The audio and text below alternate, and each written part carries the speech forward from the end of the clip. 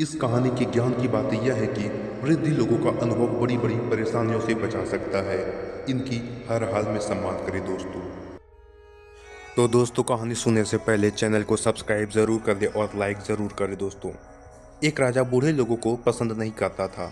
उसने मंत्री को आदेश दे दिया कि राज्य के सभी बूढ़े लोगों को मृत्युदंड दे दो। घर के वृद्ध लोगों का अनुभव बड़ी बड़ी बाधाओं को दूर करने में मदद कर सकता है। कभी भी वृद्ध लोगों का अनादर नहीं करना चाहिए। इस संबंध में एक लोक कथा प्रचलित है। कथा के अनुसार किसी एक जवान राजा ने मंत्री को आदेश दे दिया कि बूढ़े लोग हमारे किसी काम के नहीं हैं, हमेशा बीमार रहते हैं, कोई काम नहीं करते हैं।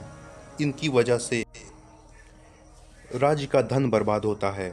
कभी बूढ़ों को मृत्युदंड दे दो। राजा का ये आदेश राज्य के सभी बूढ़ों को मालूम हुआ तो वे रातों रात दूसरे राज्य में चले गए। एक गरीब लड़का अपने पिता से बहुत प्रेम करता था।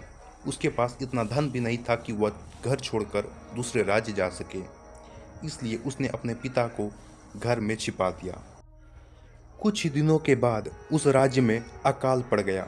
राजा को समझ नहीं आ रहा था कि अब प्रजा के खाने की व्यवस्था कैसे की जाए। उन दिनों भीषण गर्मी भी पड़ रही थी। गरीब लड़के ने अपने बूढ़े पिता से अकाल से निपटने का उपाय पूछा। उसके पिता ने कहा कि राज्य से कुछ ही दूर ही हिमालय स्थित था। गर्मी से हिमालय की बर्फ पिघलने लगेगी और यह पानी उस राज्य की ओर।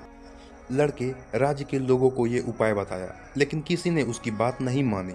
लड़के ने अकेले ही रास्ते पर दोनों तरफ हल चला दिया।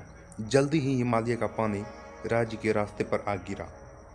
कुछ ही दिनों में राज्य की सड़कों पर अनाज के पौधे उग गए। जब ये बात राजा को मालूम हुई तो उस गरीब लड़के को दरबार में बुलाया गया। राजा ने लड़के से पूछा कि यह अनाज उगाने का तरीका तुम्हें किसने बताया? लड़के ने कहा कि महाराज, ये उपाय मेरे पिता ने बताया था। आपने जब बूढ़ों को मारने का आदेश दिया था तो मैंने उन्हें अपने घर में छिपा लिया था। ये सुनकर राजा ने उस बूढ़े व्यक्ति को भी दरबार में बुलाया।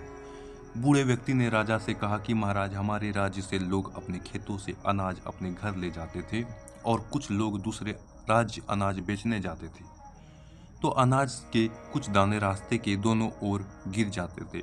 जब मेरे बेटे ने रास्ते की दोनों तरफ हल चलाया तो हिमालय का पिघला हुआ पानी वहां पहुंचा, तो वो दाने अंकुरित हो गए और अनाज उग गया।